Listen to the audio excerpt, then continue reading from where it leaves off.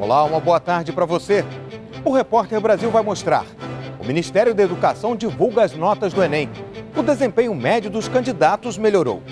3.000 homens das Forças Armadas participam de uma operação no Rio. O Ministério Público pede a transferência do ex-governador Sérgio Cabral para Curitiba para evitar regalias na cadeia. A febre amarela mata o músico e compositor Flávio Henrique, presidente da empresa mineira de comunicação. Metroviários fazem uma paralisação de 24 horas em São Paulo. Você vai ver ainda os gols da volta dos estaduais e o primeiro caso no mundo em que um drone foi usado para evitar afogamento. Do Rio de Janeiro e com emissoras públicas de todo o país, começa agora o Repórter Brasil.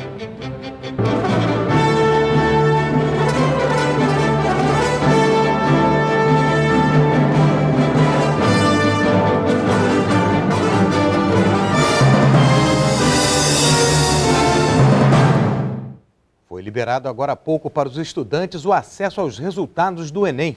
O ministro da Educação fez um balanço do exame e a repórter Yara Balduino acompanhou. Muito boa tarde, Yara. Como é que foi essa avaliação do ministro? Boa tarde, Marcelo. Boa tarde a todos. Pois é, as notas individuais já estão no site e aqui eles deram algumas notas aí, as médias dos alunos. Houve uma pequena queda em algumas médias em linguagem, que esse ano foi de 510 pontos, e ciências humanas, que esse ano foi de 519 pontos. Mas houve melhora em outras matérias. Matemática foi um pouco acima do ano passado, com 518 pontos. Ciências da natureza, 510 pontos. E redação, também uma melhora, 588 pontos. 53 alunos tiraram nota 100, que é a nota máxima na redação. E 309 mil pessoas tiraram nota 0 na redação. A maioria dessas notas 0 foi por causa de fuga ao tema. Eles também divulgaram, no ano passado houve uma polêmica se os alunos poderiam ou não desrespeitar os direitos humanos na prova de redação. O STF acabou decidindo que sim, aí uma questão de liberdade de expressão. Segundo o INEP, apenas 205 candidatos desrespeitaram os direitos humanos na prova de redação. Outro número que eles deram foi que dos quase 2 milhões de pessoas, de inscritos, houve uma abstenção de 30% das pessoas e o ministro falou sobre isso. Vamos ver. Na verdade, esse é um dos problemas que muitas vezes nós enfrentamos quando aplicamos a prova do Enem, porque muitas pessoas se inscrevem, boa parte, inclusive, usufruindo do princípio da gratuidade e não comparecem. E isso significa, na verdade, prejuízo para o próprio governo e para a sociedade como um todo, que é quem paga a maior conta com relação ao próprio exame. E nós entendemos que há de se ter consciência com relação ao compromisso de comparecimento, salvo uma situação excepcional. No Rio de Janeiro, pelo menos 8 pessoas foram presas durante uma operação em conjunto das Forças Armadas e das Polícias Civil e Militar. A ação ocorreu em comunidades da zona norte da cidade. A intenção era localizar e prender os envolvidos no assassinato de um delegado encontrado no porta-malas de um carro na semana passada. 3.000 homens do Exército e 400 da Polícia Civil ocuparam os principais acessos às comunidades Manguinhos, Mandela, Arará e Jacarezinho, todas na zona norte da cidade. Pedestres, carros e motos foram revistados. Suspeitos também foram conduzidos à delegacia. No Jacarezinho, a polícia apreendeu drogas que foram levadas em um carrinho de mão. Outros entorpecentes também foram encontrados pelo Batalhão de Ações com Cães. Nas comunidades, os moradores não deram entrevista, mas denunciaram o movimento da operação pela internet. Relatos sobre troca de tiros invadiram as redes sociais. Esta página no Facebook recomendou aos seguidores que evitassem entrar no local. Já os moradores comentaram que estavam com medo de ir para casa. Aqui no Jacarezinho, a operação acontece uma semana após o assassinato do delegado da Polícia Civil e ex-agente da Polícia Federal, Fábio Monteiro. O corpo dele foi encontrado em um veículo dentro da comunidade na última sexta-feira. Depois desse episódio, um grupo de 40 pessoas chegou a ser levado à cidade da polícia, mas outros suspeitos ainda são procurados. Um deles é o Wendel Luiz Silvestre. Ele chegou a ser preso, mas 40 dias depois foi libertado pela Justiça. Depois de um novo mandado de prisão, ele hoje é considerado foragido. Na Europa, mais de 700 quilos de cocaína foram apreendidos em uma operação conjunta das polícias de Portugal e da Espanha. O que chamou a atenção foi o jeito que os traficantes deram para esconder a droga. Quem conta é a correspondente em Lisboa, Marieta Casarré. Olhando assim, parecem caixas comuns de abacaxi, mas um exame mais cuidadoso revela um segredo. Debaixo da casca não tem fruta nenhuma, e sim uma embalagem dura que precisa ser quebrada com um martelo. Foi dessa forma que traficantes esconderam cerca de 745 quilos de cocaína que saíram da América do Sul para a Europa. A droga, que foi encontrada em Lisboa, chegou embarcada em um navio saído do Panamá.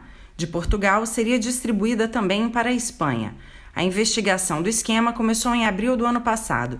A polícia apreendeu também cerca de 400 mil euros em dinheiro e 10 automóveis utilizados pela quadrilha, que era comandada por 2 irmãos colombianos. 9 homens de várias nacionalidades foram identificados e presos. A operação desmantelou ainda laboratórios clandestinos utilizados para a adulteração da cocaína na Espanha. A operação conjunta, denominada JAP, prossegue em Portugal e na Espanha com a colaboração das autoridades de diversos países. Os investigadores afirmam que a organização criminosa já tinha conseguido levar, repetidamente, grandes quantidades de cocaína para a Europa. Em 2016, policiais em serviço mataram pelo menos 4.224 pessoas em todo o Brasil, 26% a mais do que em 2015. 437 policiais foram mortos, a grande maioria fora de serviço. Os dados estão no relatório da ONG Human Rights Watch, divulgado hoje de manhã. Em 5 de novembro do ano passado, o jovem Luan Gabriel de Souza, de 14 anos, estava na rua com amigos em Santo André, no ABC Paulista, quando 2 policiais que investigavam o roubo de uma moto dispararam tiros contra os adolescentes. Luan foi atingido na nuca. Ele foi um dos mortos por policiais em serviço no ano passado.